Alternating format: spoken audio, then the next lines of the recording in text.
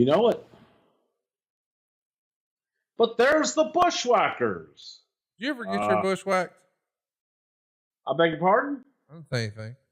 Okay. We're back in the arena here. You know what's coming up? It's Rockers and Demolition Roll Tide. And of course, on this same show, we've got Tito Santana and Mr. Perfect for the Intercontinental. And here come not one, not two, but three members of Demolition. Crush has just joined in the last, 6 weeks or so, I believe, here. And they're invoking the Freebird rule, where any two members of the three-person team can defend the title belts. And I think this happens as a result of a shellfish incident with Axe overseas. Is that right?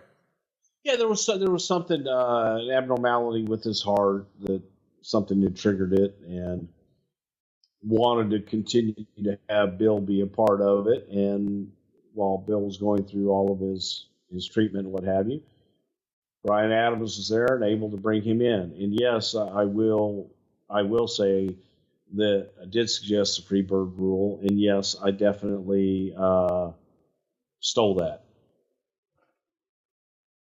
The Rockers here, do you think they're sort of the precursor for the Hardy Boys and the Young Bucks and teams like that with some of their tag team combinations and high flying ways and whatnot? I think that the Rockers were the standard bearer for a lot of that. And, the Rock and Roll Express earlier than the Rockers.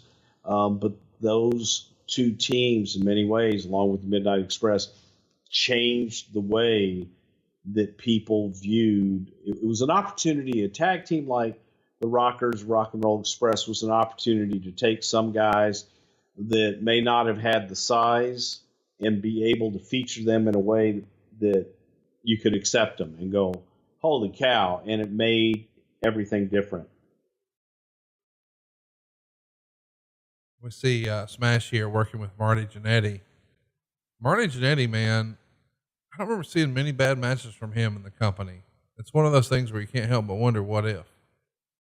Yeah, Marty and Shaw were both great, but Marty definitely unbelievable talent. Talk to me a little bit about, what we're seeing here a moment ago with Hulk Hogan coming back. He's fresh off of filming Suburban Commando, or is he still shooting it during this point, do you think? I think he was still shooting it. Because this is in August. So yeah, I think Hulk was still shooting it. Josh Kuhn had a question about that Hulk Hogan interaction. In relation to Matt Kuhn?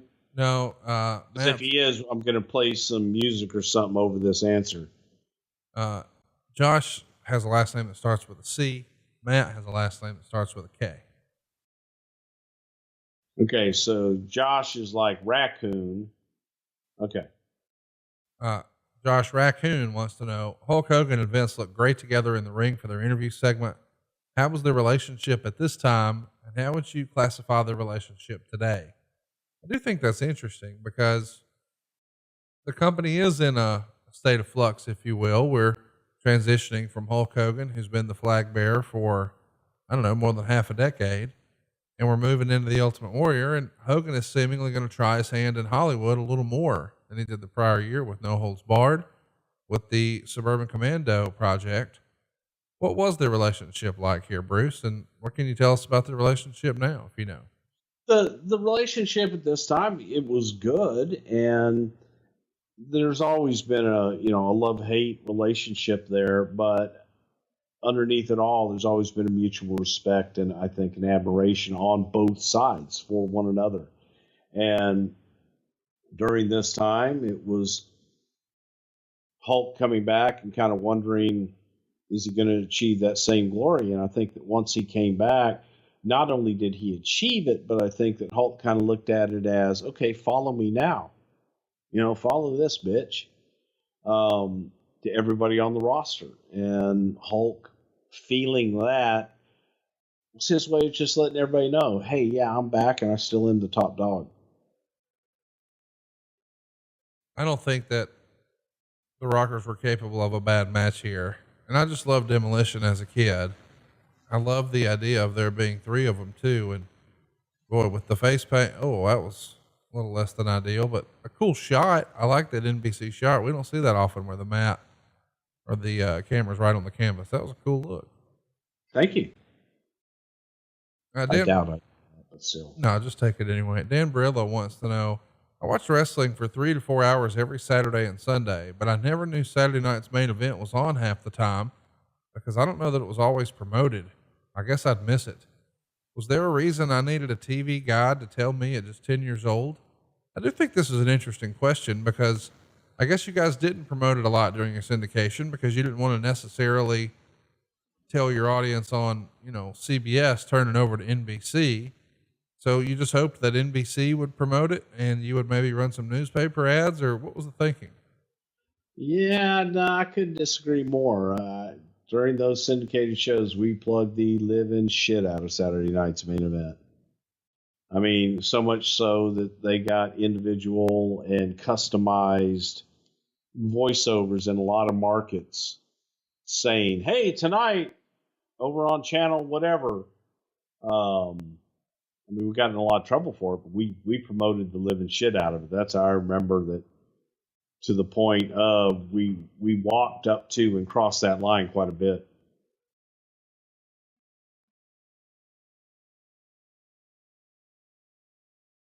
Let's look at another question here. This one comes to us from your man, Lenny Bakken. How sudden was Jesse's departure in 1990? Did Bruce see it coming? And what was Vince's reaction? We sort of talked about that earlier in the show, but you had said that he had had a few run-ins, but did you know about this Sega thing, or was it after the fact when you learned, shit, that was fast? No, it was, I think there were always grumblings and rumblings. And in addition to that, from producer standpoint, you're always looking for new talent regardless. So was it abrupt? Yes, it was. But at the same time, okay, next. You have to be somewhat prepared in the back of your mind for what's next. It's just such a noteworthy show we're watching here. As we said, Hulk Hogan's back, Warriors defending the title. We've got Crush making his Saturday night main event debut like a month or 6 weeks in.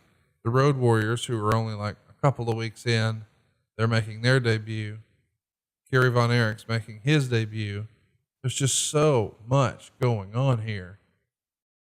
Let's talk about the importance of Saturday night's main event from a talent perspective. Eric writes in, were payoffs for Saturday night's main event matches different than the Superstar / Wrestling Challenge matches?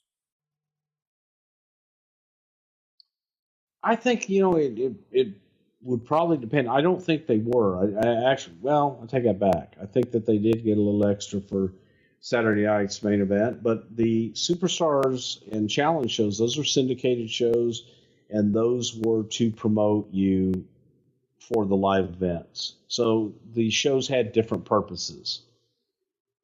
They might have gotten a little extra for this. I don't really recall back in that time frame. I don't think we've seen Shawn Michaels in there yet. Marty Jannetty's just been taking a beating. Well, it's Robert Gibson. Yeah, it is.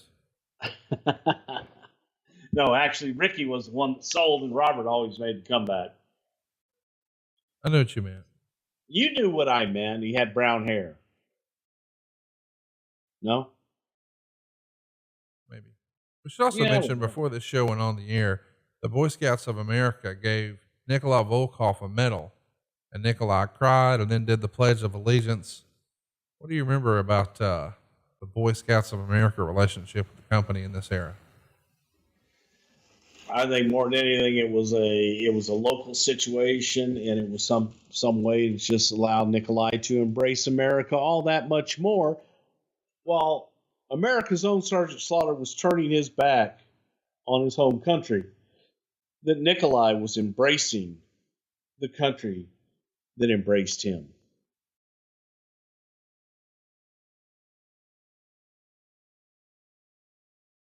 We talked about the fact that you guys actually shot this 12 days ahead of time.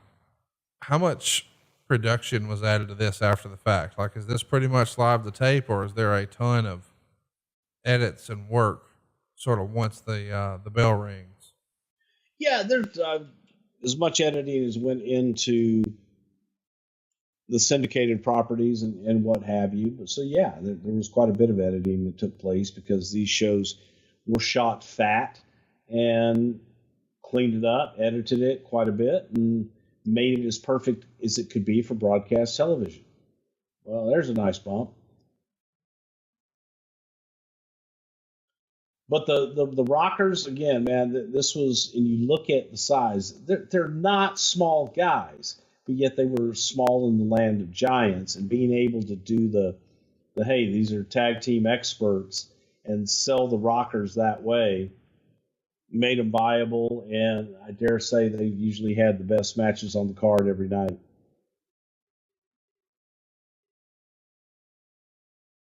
I love the finish of this. Check this out. Axe is going to come in, clothesline him right off, make the cover, and cover up his hair because he's got the same outfit and dark hair and face paint, so it's indistinguishable which is which. That damn Freebird rule is invoked. Ta-da! Demolition, pick up the win. And we're not done. We got a little big debut here coming for the tag champs as a surprise. I don't know that Demolition is ready for this. Demolition is always ready, by God. If only they had Mr. Fuji. Aw, this is bullshit. Hey, yeah. Hey, those guys over there, eh? Neidhart just yelling, bless his heart. How about the Road Warriors here? Legion of Doom in the ring with the Hart Foundation and the Rockers and Demolition. What a great year for tag teams this is, 1990 here. Well, see, and this is bullshit too, man. This is basically 6 against 3. This is unfair.